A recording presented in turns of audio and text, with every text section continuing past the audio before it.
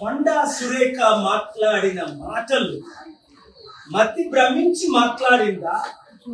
ఏమైనా ఈ మధ్య ఎక్కువ డ్రగ్స్ హైదరాబాద్ లో వాడుతున్నారు, డ్రగ్స్ వాడుకొని మాట్లాడిందా?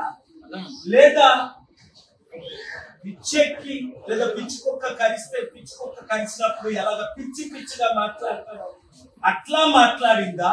లేదా మేము అధికారంలో ఉన్నాం కదా, మేము ఏం మాట్లాడినా దానం నాగేంద్ర అసెంబ్లీలోనే బూతులు తింటే ఆయన్ని సస్పెండ్ చేయలేదు, నన్ను ఎవడేం చేయగలదు అని మాట్లాడిందా? ఏదేమైనా చట్ట విరుద్ధంగా ఆవిడ మాట్లాడింది. ఒకటో పాయింట్.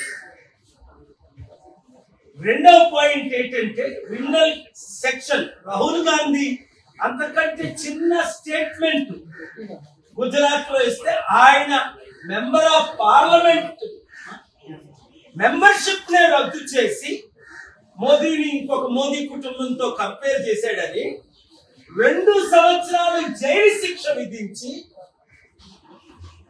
నోటీస్ ఇవ్వకుంటే, అంత సడన్ గా టైం ఇవ్వకుంటే ఇల్లు ఖాళీ చేయించి నడి రోడ్డు మీద రాహుల్ గాంధీ పడేశారు.